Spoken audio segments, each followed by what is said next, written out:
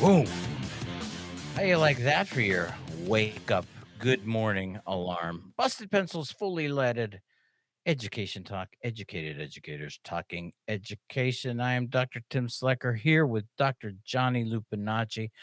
And yes, of course, Jacob, the there, Johnny laughed. The chairman of the board. There he is, Jacob. Monday morning homeroom.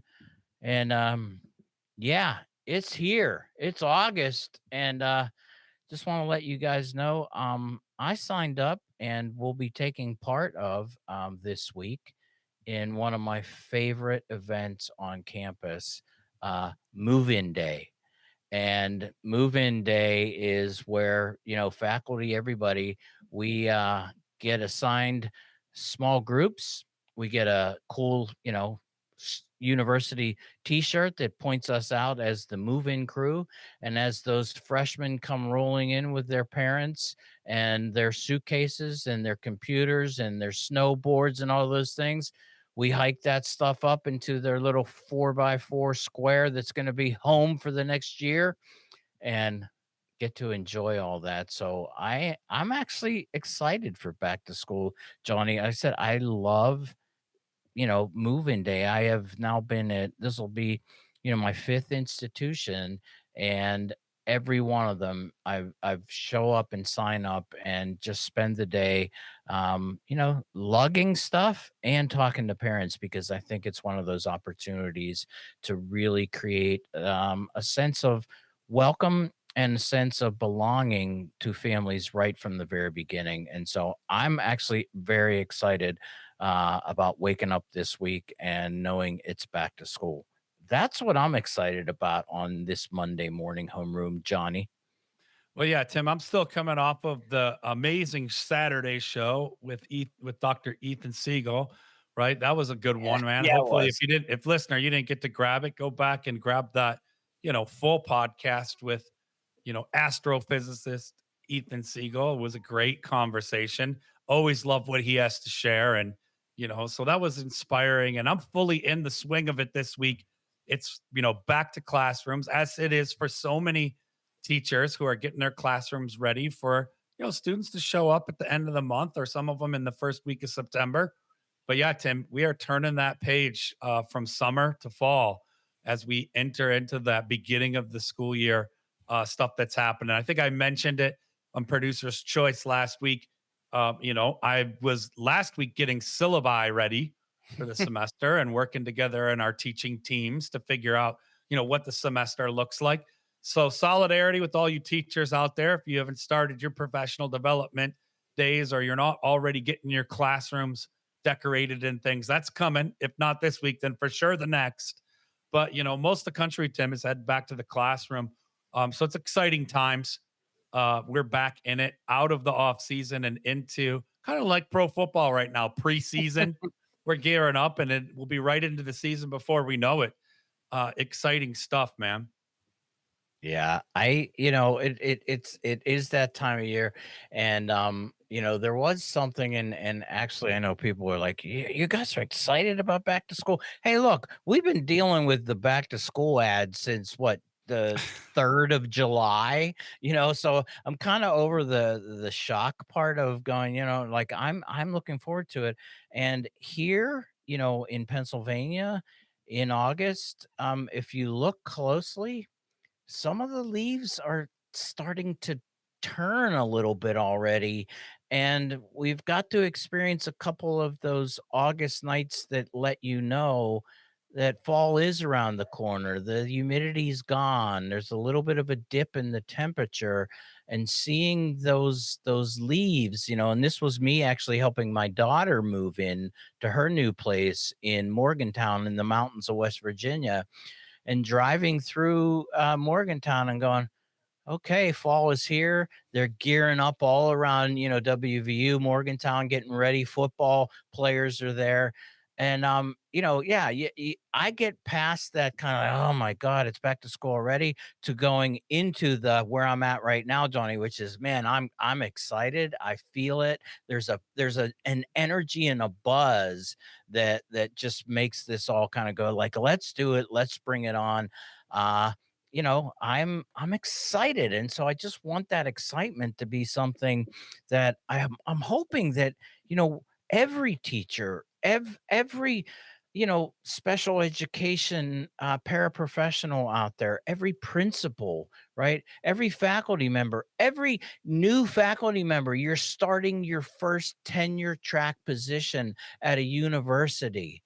You got to be feeling that excitement because it's the first time, right? It's just like, and people are like, what is it about, education? Like, how do you guys keep doing it? I think it's that, Johnny, is also realizing that, whether you're a first year teacher, first year assistant professor, first year vice principal, 25th year principal and or full professor, dean, or whatever, you ask those people who you can see it in what it is, and they're like, you know what? When the start of school comes, there's something about it that creates a bubbling inside where it's like, yeah, I get back to doing the things that have always driven me. And that is, getting into those spaces where you can have deep relationships centered around teaching, around learning, around, again, just being able to be with people who are coming together in a sense to say, "Man, I wanna learn something," and I know there's a 5th grade teacher out there going right now, "Well, you don't know the 5th graders I'm about to get this year, Slicker." Yes, I do. I do, and I can tell you this the other thing though too. Almost all of those kids themselves are very excited about coming back to school, and so I just really try to frame this as, yeah, you know what? I'll moan and whine in the end of June and July when back to school commercialization hits way too fast and too hard. But man, when August hits, leaves turn, feel a little bit of coolness in the air, start hearing about Pittsburgh Steeler training camp, and man, I'm like, okay, we're back. Speaking Yeah. of training camp, I want to know, Tim, did you volunteer to help your daughter move to prepare for moving day? Is that like It's this is your yeah, preseason? that was my preseason warm up, and Jacob, I can tell you that carrying a couch up 3 flights of stairs to an apartment, um, I am need to be on the side of those people that say I can help guide you. So, yeah, back is hurting a little bit right now. So, but no, I again love it doing that stuff, and and people are like, man, do you have to carry all that heavy stuff for them? Actually, you know what? Show up, grab a bag of their books or something like that, and just carry some. It's more about being there and being in a place that, because and now I'm talking about back to school, particularly for college students, particularly for those first semester freshmen. The freshmen and their families are really on a kind of edge because it's a unique new experience. And so being there, they just value you because you're there. Johnny, I Well, want to yeah, Tim, go. I mean, well, this is just getting in the essence of like what it means to be an educator. If we Right. just, do the etymology of the word educator, educare, to be present at the birth of like new growth. And then like, move-in is a big time. I mean, this is a monumental step for so many young people as they sort of turn that page of a chapter in their life and move into a new chapter, an exciting one that education is sort of centered in. But it's one of those experiences that, educators do in fact make a huge impact being present at it, both in their own sort of, like joy, but and it lasts with students too. Tim, also as we think about heading into the classroom, and this, light bulb went off in my head when you had said, so many firsts for Mm-hmm. teachers and exciting things. We have been pretty critical of learning loss here on Busted Pencils. I just want to throw a shout out to all those kindergarten teachers this year who are going to have the COVID babies now as their kindergarten students. So this is an interesting era, and on that spirit, Tim, we talk about the off season, and I thought I'd just, share in homeroom today. One of the exciting things that came out of many of our discussions and working with teachers, and I start my off season in the summer and the spring with talking to so many teachers about what's going on in their classrooms, what things are happening, what are they working on, what do we want to work on and co-learn together through the summer as we hone our craft. Even though I'm a veteran, every year I can learn something new to bring in. And certainly we've talked a lot about AI for many other shows. There's a lot of ways that AI is part of our classrooms that we're implementing and working with as a powerful tool. But Tim, you'll love this one, Okay. especially as we talk about combating learning loss. Students, especially our young students, I talk about all those kindergarten teachers who are going to have those COVID babies, now in their classrooms Oh, as they start kindergarten this year. But we know that the young learners, especially all of them, but especially our young learners, had a very different experience in their early forming years. I'm not saying it's bad or good or anything. We're learning about it, but it's different. And all the teachers and I that I've talked to, a group of us got together this summer and we thought, what's a useful tool to have, this fall to think about as we go into our next teaching year?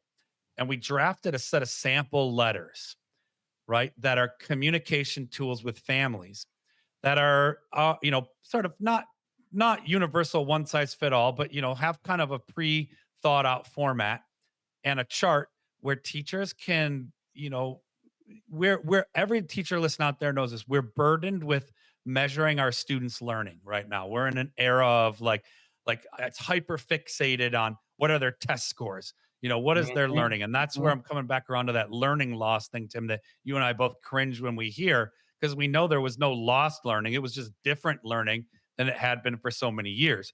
But one of the things is in this era of not only high stakes testing, but extreme testing and measurement and expectations earlier and earlier for students, we tend to often be, as teachers, communicating academic success as though that's all that matters, right? How they did on tests or where they're at with their reading. And that stuff's important. So I'm not here saying, like, hey, a group of teachers and I, we decided to throw that out.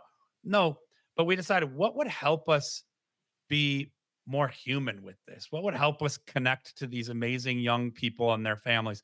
And pre-drafting these letters that communicate some of the important, often shadowed things about kids, their kindness, the way Hmm. they work cooperatively with other students, their artistic or creative abilities, their listening, their different things that somehow fell off the radar of what we report, to parents and to our higher ups on what's happening in our classroom. And I get it. We all fall into it. In fact, even myself, I have older students. I'm giving feedback all the time, but it's primarily academic feedback. And yes, that's very important. But let's not forget about all the other stuff. So, Tim, we drafted some letters. You can ask me more about them on future class and sessions or something. I'll share a few of them. We can pop them into the chats. We can tease those a little bit. But we wrote these letters and we created these charts and checklists around, how are we recognizing the whole student? And how are we giving feedback that said, like, hey, here's where their academic progress is, but here's a whole bunch of other stuff about Timmy or Johnny or Jacob, right?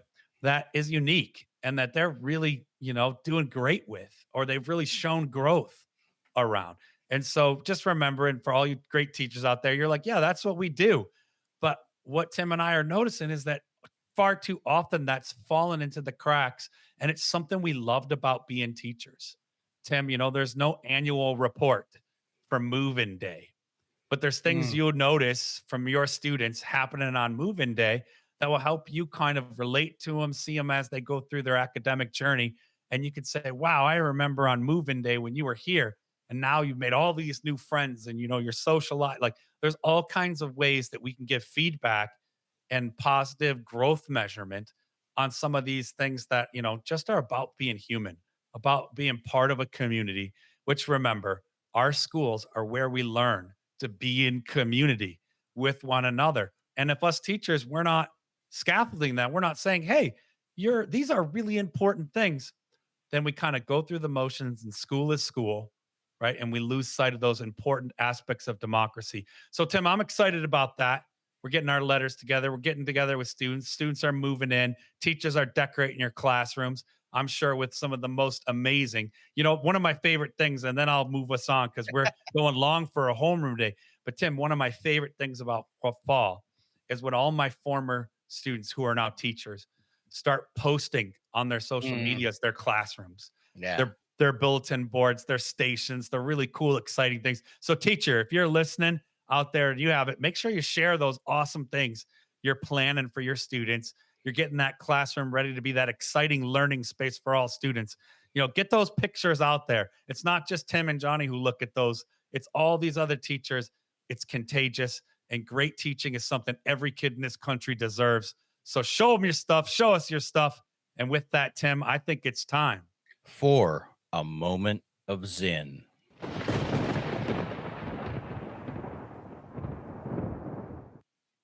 It is the citizenry rather than the government that is the ultimate source of power and the locomotive that pulls the train of government in the direction of equality and justice.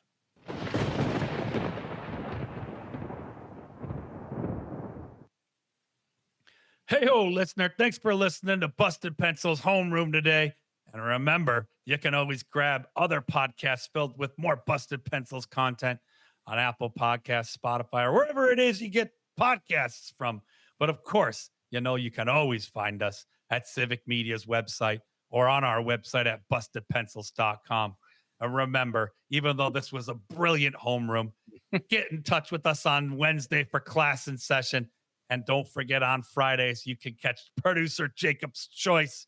And of course, I would be amiss to forget to remind you that Busted Pencils broadcast airs on Saturdays at 3 p.m. Central Time across all the Civic Media Network stations for that 1 hour of your favorite blue collar scholars, Tim and Johnny, and keep Busted Pencils.